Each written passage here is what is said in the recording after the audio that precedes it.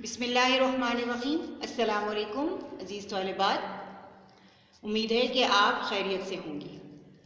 طالبات، جیسا کہ آپ جانتی ہیں کہ پچھلی 2 کلاسز میں ہم نے سبق نیکی کا بدلہ جو ہے وہ شروع کیا تھا، ٹھیک ہے، اور ہم نے اس کو پڑھنے کے بعد اس کے الفاظ معنی اور مشق کا کام جو ہے وہ اس کا آغاز کر دیا تھا۔ مشق میں ہم نے سوال جواب، صحیح غلط اور جو ہے وہ خالی جگہ پر کا کام کیا۔ امید ہے کہ یہ کام آپ نے اپنی ٹیکسٹ کی کاپی میں کر لیا ہوگا۔ آج دراصل جو کام ہم شروع کرنے والے ہیں وہ ہے قواعد کا کام۔ قواعد یعنی گرامر جسے آپ انگلش میں کہتے ہیں، ٹھیک ہے۔ تو سب سے پہلے دیکھیے اپنی کتاب کے صفحہ نمبر 14 پر آپ کے پاس ایک سوال موجود ہے، اور وہ کیا ہے؟ وہ ہے مذکر اور دیے گئے پیراگراف میں سے مذکر اور مؤنث الگ کر کے لکھیے، ٹھیک ہے۔ اس میں سے یہ پیراگراف آپ کو اسی سبق میں سے دیا گیا ہے، اور اس سبق کے اس پیراگراف میں سے آپ کو مذکر الفاظ اور مؤنث الفاظ کو الگ الگ کر کے لکھنا ہے۔ اب میں آپ کے لیے یہ پیراگراف پہلے پڑھ دیتی ہوں۔ مہر یار بہت حیران ہوا کہ یہ بڑھیا اس مردہ مرغی کا کیا کرے گی۔ اسی خیال میں وہ آنکھ بچا کر بڑھیا کے پیچھے پیچھے چل پڑا، یہاں تک کہ بڑھیا شہر کے ایک محلے میں پہنچ کر ایک پرانے اور خستہ مکان کے سامنے آ کر رک گئی، اور پھر دروازے پر آہستہ سے دستک دی۔ دروازے کا کھلنا تھا کہ 3-4 بچے اس سے لپٹ گئے، ٹھیک ہے۔ یہ پیراگراف ہے۔ اب آئیے دیکھتے ہیں کہ ہم نے اس کا کام جو ہے وہ کیسے کرنا ہے۔ دیکھیے طالبات، یہ جو ہے یہ سوال آپ نے اپنی گرامر کی کاپی میں انڈیکس مینٹین کرنی ہے، ٹھیک ہے۔ سبق کا نام سوال نمبر 3 مذکر مؤنث، تاریخ کے ساتھ پہلے آپ انڈیکس میں یہ لکھیں گی، اس کے بعد جس صفحے پر آپ کام کر رہی ہوں گی اس صفحے کا نمبر آپ نے لکھنا ہے۔ اب دیکھیے یہ پیراگراف پورا آپ کو اتارنے کی ضرورت نہیں ہے، بلکہ آپ نے کیا کرنا ہے، آپ نے صرف پہلا جملہ اتارنا ہے، اس کے بعد یہ اس طرح سے ڈاٹ لگانے ہیں، اور پھر دوسرا جملہ اتار لینا ہے، یعنی آخری جملہ جو پیراگراف کا آخری جملہ ہے وہ اتاریں گی۔ تو اس کا مطلب یہ ہے کہ آپ کے پاس پیراگراف کی آؤٹ لائن جو ہے وہ آ گئی ہے، ٹھیک ہے، اہم وہ آ گئے ہیں۔ پھر اس کے بعد اسی کے نیچے آپ نے 2 کالم بنا لینے ہیں مذکر اور مؤنث کے، ٹھیک ہے، اور پھر مذکر والے کالم میں تمام مذکر الفاظ اور مؤنث والے کالم میں تمام مؤنث الفاظ جو ہے وہ آپ کو لکھ لینے ہیں۔ مذکر الفاظ میں دیکھیے پیراگراف میں پہلا لفظ تھا مہر یار، مہر یار مرد کا نام ہے اس لیے مذکر میں آ گیا۔ خیال بھی دیکھیے، خیال لفظ جو ہے وہ مذکر کے طور پر استعمال ہوتا ہے، یعنی وہ ہوتا ہے، خیال آتا ہے، خیال آتی نہیں ہے، ٹھیک ہے۔ اسی طرح شہر، شہر بھی دیکھیے شہر بھی ہوتا ہے، مذکر ہے، مؤنث کے طور پر استعمال نہیں ہوتا۔ اسی طرح محلے، محلہ بھی مذکر ہے، مکان کا لفظ بھی مذکر کے طور پر استعمال ہوتا ہے، دروازے بھی مذکر کے طور پر استعمال ہوتا ہے، اور بچے جو ہے وہ بھی مذکر کے طور پر استعمال ہوتا ہے۔ اب دیکھیے مؤنث کے کالم میں کیا کیا لکھا ہم نے؟ بڑھیا، مرغی، آنکھ، دستک۔ دیکھیے بڑھیا تو آپ کو پتہ ہے عورت ہے، تو بڑھیا ہے تو اس لیے مؤنث ہو گئی۔ مرغی جو ہے وہ کیا ہے؟ اسی طرح مرغی بھی مؤنث ہے۔ آنکھ بھی دیکھیے آنکھ ہوتی ہے، ٹھیک ہے، ہوتا نہیں ہے۔ اسی طرح دستک دی جاتی ہے، دستک دیا نہیں جاتا، ٹھیک ہے بیٹے۔ تو اب آپ ذرا غور سے اس کو دیکھ لیجئے کہ یہ کام آپ نے کیسے کرنا ہے۔ میں تھوڑی دیر کے لیے اس کو یہاں پر روک دوں گی تاکہ آپ آسانی سے یہ کام جو ہے وہ کر سکیں، ٹھیک ہے بیٹے۔ اب بڑھتے ہیں ہم اپنے اگلے کام کی جانب۔ اگلا کام ہمارا جو ہے وہ دیکھیے صفحہ نمبر 15 پر سوال نمبر 6 غلط فقرات کی درستی، ٹھیک ہے۔ اب غلط فقرات کی درستی میں ہم نے کیا چیز پڑھنی ہے؟ ہم نے پڑھنی ہے 2 چیزیں۔ ایک ہے ہمارے پاس روزمرہ، ٹھیک ہے، کیا ہے؟ روزمرہ۔ اب روزمرہ کسے کہتے ہیں؟ عام بول چال کو روزمرہ کہا جاتا ہے، اس میں الفاظ اپنے حقیقی معنوں میں استعمال ہوتے ہیں۔ اب حقیقی معنوں سے کیا مراد ہے بیٹے؟ حقیقی معنوں سے یہ مراد ہے کہ یعنی جو ہم بول رہے ہیں یا بات کر رہے ہیں یا جو ہم لکھ رہے ہیں اس کا مطلب وہی ہے. یعنی جو عام روٹین میں اس میں روزمرہ میں ہم جو ہے وہ باتیں کر رہے ہیں یا جو لکھتے ہیں یا جو بولتے ہیں وہ سب کے سب کیا کہلاتے ہیں؟ روزمرہ کہلاتے ہیں. دیکھیے کیا ہے، مثلاً مجھے جھوٹ بولنے کی عادت نہیں. مثلاً اس وقت میں آپ کو پڑھا رہی ہوں اور جو میں آپ کو پڑھاتے دوران بول رہی ہوں جملے، وہ سب کے سب کس میں شمار ہو رہے ہیں؟ وہ سب کے سب روزمرہ میں شمار ہو رہے ہیں. ٹھیک ہے بیٹے؟ اب اس کے بعد دوسری چیز جو آتی ہے وہ ہے محاورہ. الفاظ کا ایسا مجموعہ یا مرکب جس میں الفاظ اپنے غیر حقیقی معنوں میں استعمال ہوں محاورہ کہلاتا ہے. مثلاً کاٹھ کا الو، ٹھیک ہے، دل دہل جانا.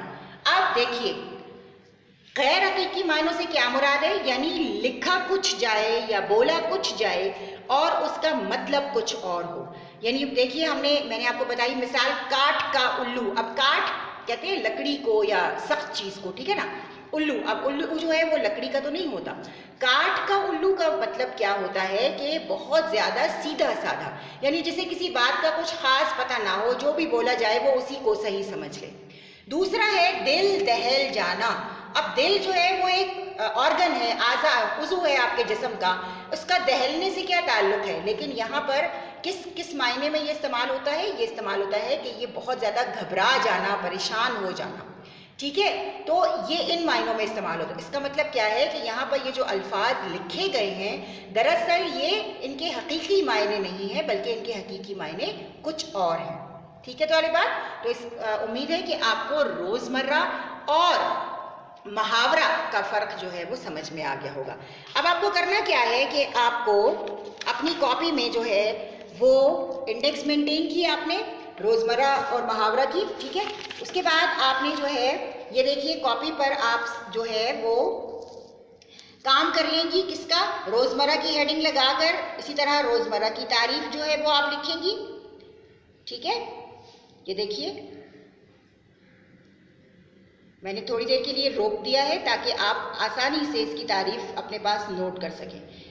جس طرح بالکل اس طرح میں نے کام کیا ہے، جس طرح آپ کو نمونہ دکھا رہی ہوں بالکل ویسے ہی آپ نے بھی کام کرنا ہے. اس کے بعد آپ نے محاورہ کی ہیڈنگ لگائی اور محاورہ کی ہیڈنگ لگا کر اسی طرح دو مثالوں کے ساتھ آپ نے یہ کام بھی ایک صفحے پر کر لیا. ٹھیک ہے طالبات، یہ ہو گیا. اس کے بعد اگلے صفحے پر آپ نے کیا کرنا ہے؟ اگلے صفحے پر آپ نے اوپر ہیڈنگ لگانی ہے محاورات کے جملے. یعنی آپ کو یہ 3 محاورات میں دے رہی ہوں، ان کو اپنے جملوں میں آپ نے استعمال کرنا ہے. پہلا محاورہ ہے باغ باغ ہونا.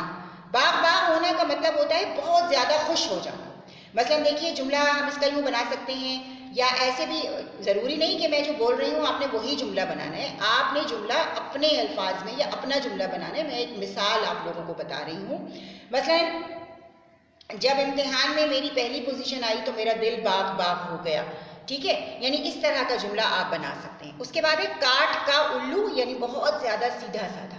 اب آپ اس کا جملہ یوں بنا سکتے ہیں کہ اسے کوئی بھی بات کرو وہ تو کاٹھ کا الو ہے، اسے کچھ سمجھ نہیں آتا. ٹھیک ہے، یا میرا بھائی تو بالکل مطلب بہت سیدھا سادھا سے مراد ہے کہ میرا بھائی تو کاٹھ کا الو ہے. ٹھیک ہے، اسی طرح دل دہل جانا، دھماکے کی خبر سن کر میرا دل دہل گیا، حادثہ دیکھ کر میرا دل دہل گیا. تو اس طرح سے آپ ان 3 محاورات کے جملے جو ہے وہ کاپی کے اگلے صفحے پر بنا لیں گے. ٹھیک ہے طالبات، امید ہے کہ آپ کو یہاں تک میری بات سمجھ میں آ گئی ہوگی. اب دیکھیے آگے جو کام ہم کرنے والے ہیں وہ ہے واحد جمع، الفاظ ضد اور الفاظ مترادف. آپ ان تینوں کے بارے میں پریپ میں پڑھ چکے ہیں. واحد کہتے ہیں ایک کو، جمع ایک سے زیادہ کو.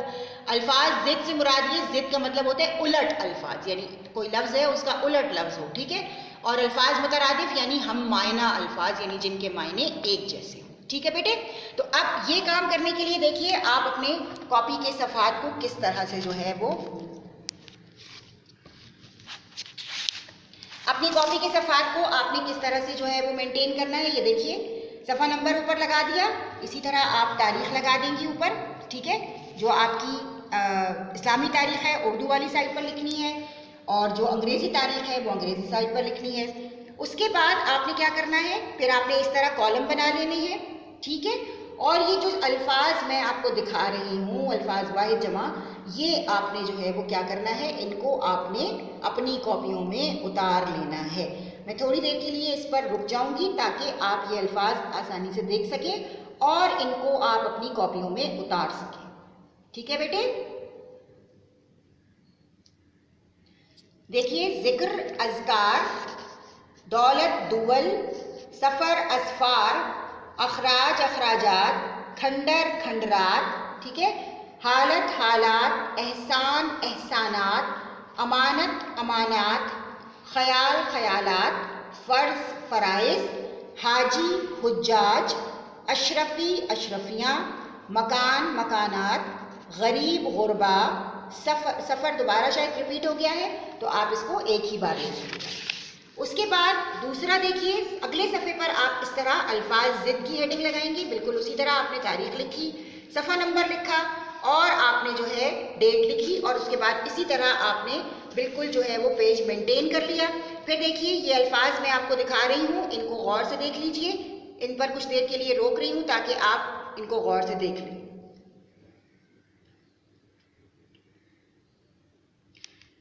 دیکھیے، نیکی بدی، شہر گاؤں، عزت ذلت، کھرا کھوٹا، سچ جھوٹ، نرمی سختی، محبت نفرت، فرض حق، نیک بد. اب نیکی اور بدی ہوتا ہے، یعنی نیکی کا جو ہے وہ بد نہیں ہو سکتا، نیکی کا الٹ جو ہے وہ بدی ہی ہوگا.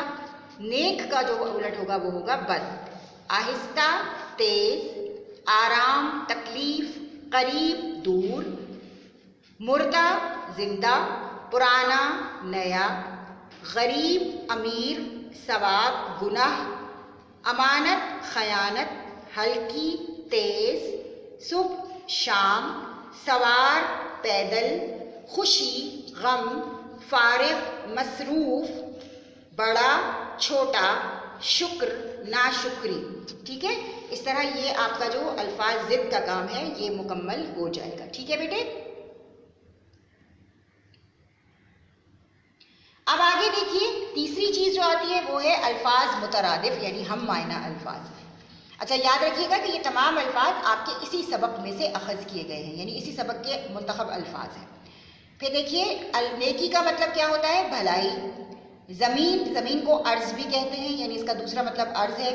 عزت تکریم، کھرا سچا، پیار محبت، نزدیک قریب، دولت مال، اخراجات خرچ، آرام سکون، سیر تفریح، کھنڈر ویران، تلاش جستجو، صبر تحمل، جتن کوشش، پاک باز نیک، بحث تکرار، اکیلا تنہا، بدلہ صلہ، اجر انعام. ٹھیک ہے، اجر کا مطلب کیا ہوتا ہے؟ انعام ہوتا ہے. ان تینوں کی بھی آپ نے الگ الگ انڈیکس جو ہے وہ مینٹین کر لینی ہے، اور آپ اس کو جو ہے وہ اپنی کاپی پر بالکل اسی طرح کر لیں گے جس طرح میں نے کالم بنا کر کیا ہوا ہے. اس میں آپ کی مرضی ہے، اگر آپ الفاظ جو ہے وہ بلیک پوائنٹر سے لکھنا چاہتے ہیں تو بھی آپ کی مرضی ہے، اگر آپ اسی طرح بلو سے سارا کام کرنا چاہتے ہیں تو بھی آپ کی مرضی ہے، لیکن کام کا صاف ستھرا اور پراپر ہونا بہت ضروری ہے. ٹھیک ہے بیٹے؟ تو یہ آپ کا آج کا کام تھا. امید ہے کہ یہ سارا کام جو ہے وہ آپ کی سمجھ میں آ گیا ہوگا. اب آپ کو کرنا کیا ہے؟ آپ کو کہ آپ کو یہ سارا کام دیا گیا جو کام ہے یہ قواعد کی کاپی میں آپ کو کرنا ہے. ٹھیک ہے بیٹے؟ یہ آپ نے سارا کام جو ہے جو ابھی میں نے آپ کو سمجھایا ہے اس کو آپ نے قواعد کی کاپی میں کر لینا ہے. ٹھیک ہے بیٹے؟